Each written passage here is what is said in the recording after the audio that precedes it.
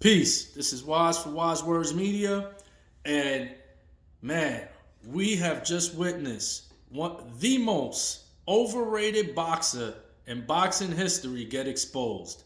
That is one Saul Canelo Alvarez.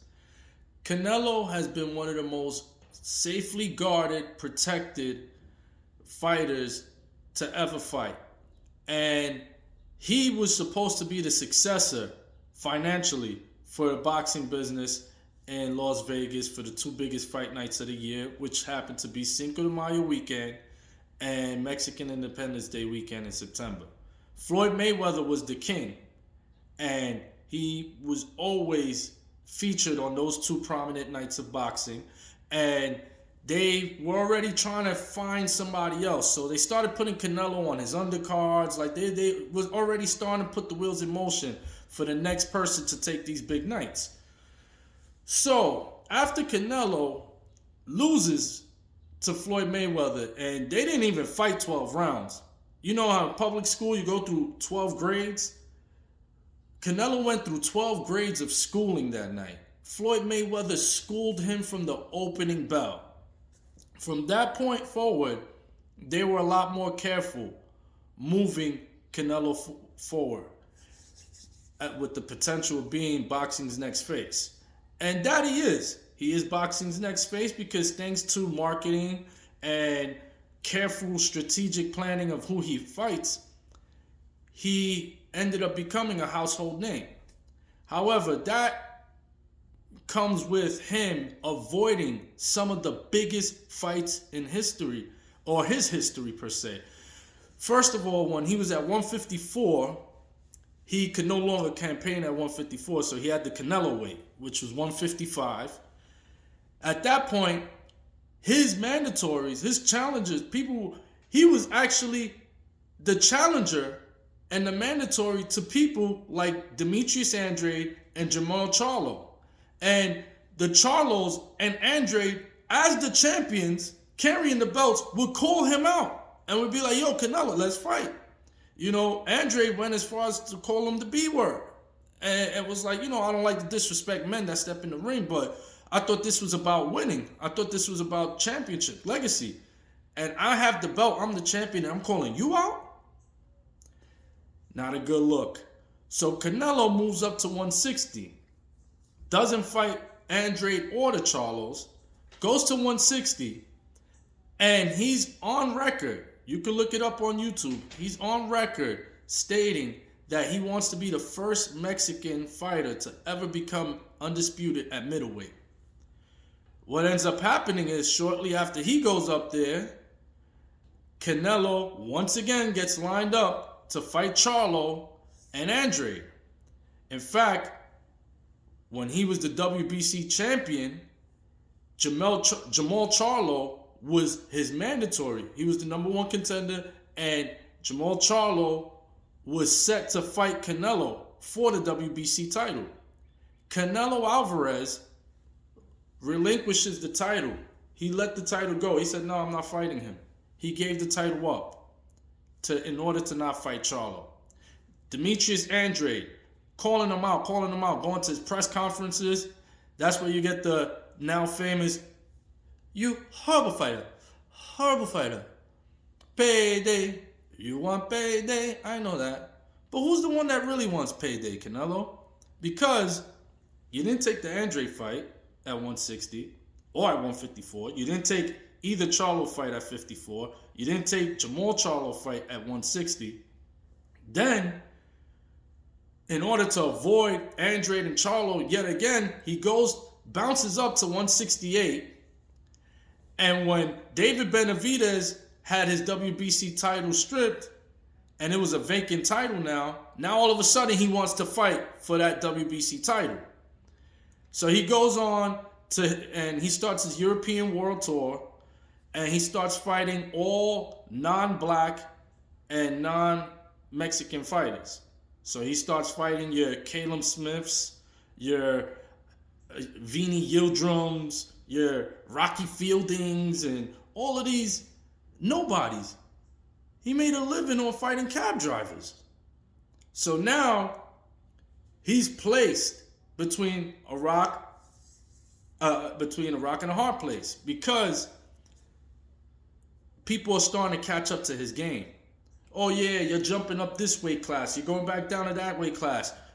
But all of these moves were being done strategically because Canelo Alvarez did not want to fight the top oppositions and fellow champions that are young and in their prime, which are Charlo, Demetrius Andrade, David Benavidez. He didn't want to fight none of these guys. So that's why he was doing all of the strategic bouncing and jumping around from different weight classes, moving up, moving down. Then it all came to a head. The straw that broke the bull's back was when Canelo Alvarez tried to petition to fight at cruiserweight against Macaboo. Macaboo, a little to nobody knows who this guy is. Maca who? He wanted to fight, with all due respect, he wanted to fight Macaboo, a guy that got knocked out cold by Tony Bellew. He already got a history of being knocked out a couple times. So he wanted to bamboozle, throw the wool over your eyes. Oh yeah, I'm moving up to yet another weight class, to cruiserweight, and get another title at cruiserweight. But credit to DAZN, to ESPN, Showtime, PBC. They said enough's enough, Canelo. Enough is enough. DAZN said we already paid you for the Avni Yildirim fight, which you took us to court because we did not want you to fight him. We knew that was going to be an easy fight for you. We're going to pay you for nothing. We're basically giving you a check. So he fought Yildirim. He fought Caleb Smith, Rocky Field, all of these fights.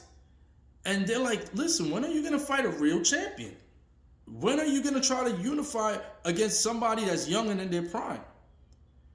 So DAZN, it was a united front. They all used DAZN, Showtime, PBC. All of them said, no, we're not paying for Macaboo. We're not going to pay you. You're not going to continue taking money out of our pockets, and you're not giving us a great product in return. So the walls started to close in on the young cinnamon. So what ended up happening is 2 deals were put on the table for Canelo to choose from. There was a 2-fight deal with Showtime and a 2-fight deal with DAZN. Showtime's offer / PBC was going to be a fight with Jermell Charlo first, and if he gets past Jermell Charlo, he either fights Errol Spence at a catchweight or David Benavidez. Then on the other hand, you had DAZN's offer, which was the one that he ultimately ended up taking, which was to fight Dmitry Bivol, and then the 3rd fight with Golovkin. So of the 2, you got Charlo, Benavidez, Bivol, and 40-year-old Golovkin. He thought this would be the easier route. But guess what, my man? You've been exposed. Canelo Alvarez, for years, has not improved in his weakest flaw that he has. And that is he does not know how to cut the ring. If you are a boxer, you saw it in the Floyd Mayweather fight, you saw it in the Lara fight. People that know how to box, people that know how to use head movement, angles, pivot off, those people have comfortable times with Canelo. Floyd had a comfortable fight with him. Lara had a debatable fight with him. Because Canelo does not know how to cut the ring. People can jab, pivot, spin off, and he doesn't know how to catch you. So what Canelo has been used to doing is he fights people that are much smaller than him, because they step on the scale on Friday at 160, both of them, but the following day Canelo rehydrates up to at least 185, 190. So he goes up about 30 pounds. So what ends up happening is when he steps into the ring with these people that are middleweights, and that are going up, maybe they rehydrate about 5 to 10 pounds. He's going up 20 pounds, 30 pounds. So what ends up happening is he can stand flat-footed, take your punches, and let you gas out. And then later when he sees your hands start to drop because you're tired, then that's when he comes with the equalizer. That's when he'll hit you with that left hook or that right hand, because now he sees you're starting to drop your guard, and he's big enough, he rehydrates enough where he can absorb your punches. But this time around, in Dimitri Bivol, he was fighting a true 175-pounder who is well-conditioned, a decorated amateur career with over 300 amateur fights, and a gold medalist, an Olympic gold medalist. So this is a man that's well-conditioned. He lives boxing. He is trained. You can see his physique, his conditioning. His high guard was up the whole night. That's why his arm was red, because Canelo was trying to beat it down so that he could drop it. But he's so well-disciplined that he kept his guard, and Canelo could not get through. And he was able to absorb those punches, but also stay busy. Another punch that always bothers Canelo is the jab. The jab in his face. Jab in his face. Pivot, angle, block, high guard, pivot off. Canelo was having a nightmare. So by the 6th round, he started to notice, man, I can't land nothing clean. I'm only throwing power shots. I'm not even trying to set up. That's how you know he's not a talented fighter. He's not even setting up with jabs, like double jab or jab the body, change levels with the jab. He's not even doing that. Bivol was doing it, but he wasn't changing levels with the jab. So he just kept trying to headhunt and power shot and uppercut. And Bivol was ready for that. So Bivol was just jab, kept that jab glued to his face. Jab. By the 2nd round, Canelo's forehead was red. That jab was just in his face. Bam. And then, not only that, but he's a true 175-pounder. So the few times Canelo was able to get in, he's big enough to absorb it. And that ended up being the tail of the fight. Canelo could not mount any kind of offense up, because that jab, which is the most important punch in boxing, it serves 2 purposes. It serves offense, scoring, and defense simultaneously by keeping distance. He was doing both things. He was keeping that jab pumped in his face all night, then 1-2, and busy throwing combinations, changing the levels, head, body. It was too much. And we saw Canelo exposed for not being able to cut the ring off, not being able to use his jab to properly set up his offense and maintain defense and distance.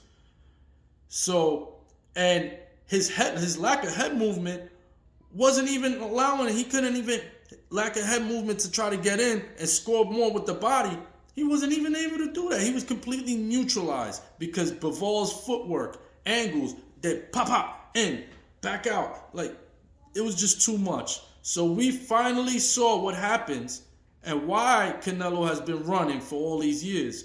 Because the moment he fights true opposition, it has always resulted in a loss or controversy. Think about it. 5 biggest fights. Floyd Mayweather, a loss. Lara, controversy. Some say Lara won, some say Canelo won. The first Golovkin fight, controversy. Second Golovkin fight, controversy. And now the Bivol fight. Those are the only 5 fights that Canelo has fought a true champion in their prime and has lost or wins by way of controversy.